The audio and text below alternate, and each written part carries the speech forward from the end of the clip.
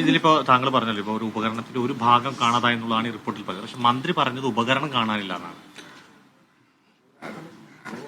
മാഡത്തിന് അത് അങ്ങനൊന്നും പറഞ്ഞിട്ടില്ല. അത് എന്തോ ആരോ തെറ്റിദ്ധരിപ്പിച്ചതാണ്. മാഡം നമുക്ക് വളരെ ഏറ്റവും വേണ്ടപ്പെട്ട ഒരാളാണ്. മാഡം ഇതിൻ്റെ കൂടെ നിന്ന് എന്നെ ആശുപത്രി മാഡം വന്ന് സന്ദർശിച്ച് മാഡം അത് ഞാൻ ഉണ്ടാക്കിയ ആരോപണത്തിൽ മാഡത്തിന് വളരെ ദുഃഖമുണ്ട്.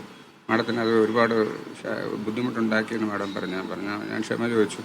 നമുക്കത് ഞാനത് അങ്ങനെ മാഡത്തിനെ ഉദ്ദേശിച്ചിട്ടല്ല അത് ചെയ്തത്. നമ്മുടെ സിസ്റ്റത്തിൻ്റെ മാഡം പറഞ്ഞ പോലെ തന്നെയാണ് നമ്മുടെ ഈ ബ്യൂറോക്രാറ്റിക് സിസ്റ്റത്തിലുണ്ടായ മെല്ലെപ്പോക്ക് ഇങ്ങനെയുള്ള ചെറിയ പ്രശ്നങ്ങൾ. ആ പ്രശ്നങ്ങളാണ് ഞാൻ സൂചിപ്പിക്കാൻ ഉദ്ദേശിച്ചത്. അതിൻ്റെ ആംഗിൾ മാറി വേറെ രീതിയിലൊക്കെ പോയിന്നേ ഉള്ളൂ.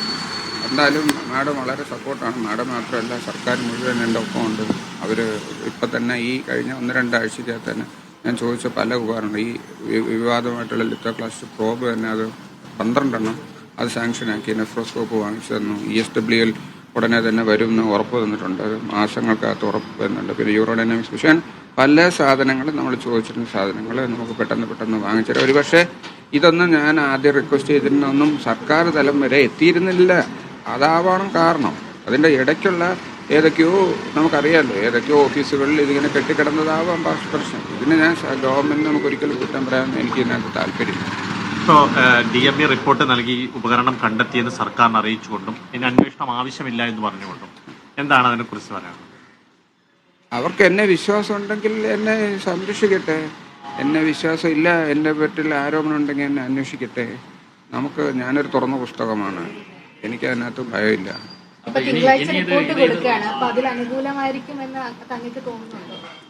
അനുകൂലം ആയിരിക്കും. അതിനകത്ത് ചോദിച്ചിരിക്കുന്ന കാര്യങ്ങളെല്ലാം അതിനകത്ത് രണ്ട് കാര്യങ്ങളെ ചോദിച്ചിട്ടുള്ളൂ. അത് ഉപകരണം എന്തുകൊണ്ടാണ് ഉണ്ടായിട്ടും ചെയ്യാത്തത്. അത് ഉപകരണം എൻ്റേതല്ല.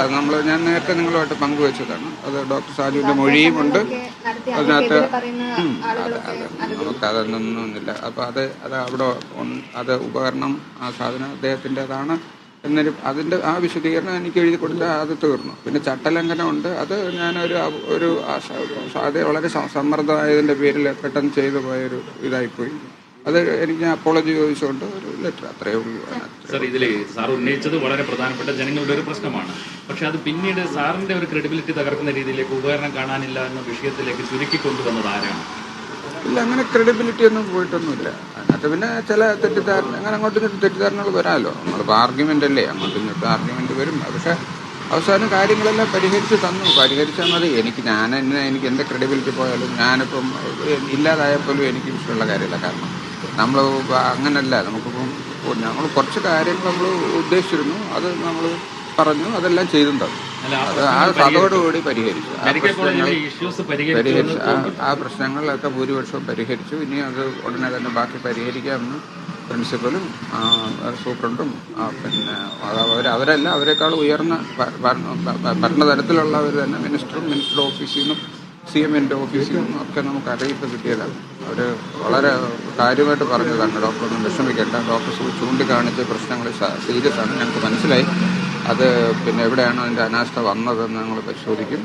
നമ്മളത് കാര്യമായിട്ട് പരിശോധിച്ചത് പൂർണ്ണമായിട്ടും നന്നാക്കിയെടുക്കാം എന്നുള്ളതാണ്.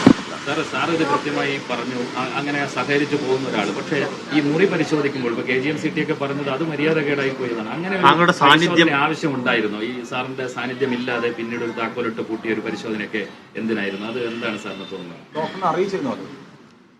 അതറിയിച്ചിരുന്നില്ല. അത് ഞാൻ സുഖമില്ലാതെ കിടക്കുകയാണെന്നുള്ളത് ഞാൻ പ്രിൻസിപ്പലിനെ അറിയിച്ചിട്ടും പ്രിൻസിപ്പൽ അങ്ങനെ എന്നെ അറിയിച്ചില്ല എന്ന് വെച്ചാൽ ഞാനന്ന് ഫോൺ എടുത്തിരുന്നില്ല. അതാണ്, ഫോൺ ഓഫ് ചെയ്ത് വയ്ക്കാൻ അവിടുത്തെ ഞാൻ സൈക്യാട്രിയിലാണ് അഡ്മിറ്റായത്. സൈക്യാട്രി ഡോക്ടർ തന്നെ പറഞ്ഞു, ഇതൊന്നുമായിട്ടും ഇനി ഒന്നും ആലോചിക്കണ്ട, നമ്മൾ സമാധാനമായിട്ട് കിടക്കുക, ഫോണ് അത് ഇതെല്ലാം ഓഫ് ചെയ്യും, വിസിറ്റേഴ്സ് കണ്ട.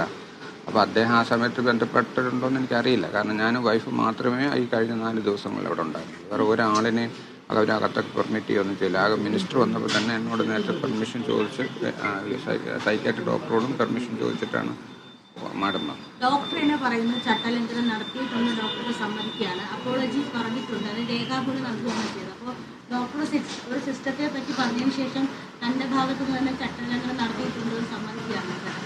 തെറ്റ് ചെയ്തത് എനിക്ക് തെറ്റ് ചെയ്തെന്ന് സമ്മതിക്കാൻ ഒരു മടിയില്ല. തെറ്റ് ചെയ്തെങ്കിൽ തെറ്റെന്നും ശരി ചെയ്തെങ്കിൽ ശരിയെന്നും തന്നെ പറയും. ചട്ടലംഘനമുണ്ട്. ചട്ടലംഘനം പറ്റി ജെന്യുവിനായിട്ടൊരു കാര്യം പറയുകയും കഴിഞ്ഞ ദിവസങ്ങളിൽ അത് റിപ്പോർട്ട് ചെയ്യുകയും ചെയ്ത ആൾക്കാരാണ് നമ്മൾ. അപ്പോൾ ഡോക്ടർ തന്നെ അത് ചട്ടലംഘനമാണെന്ന് ഈ ഘട്ടത്തിൽ പറയുകയാണോ, അല്ലെങ്കിൽ ഡോക്ടർ ഭാഗത്തുനിന്ന് തെറ്റ് പറ്റിയത് സമ്മതിക്കുകയാണോ? ചട്ടലംഘനമാണ്. നമ്മൾ സർക്കാർ ഉദ്യോഗസ്ഥരെ ഇങ്ങനെ മീഡിയയ്ക്ക് കൊടുക്കുക എന്ന് പറയുന്നത് ചട്ടലംഘനമാണ്.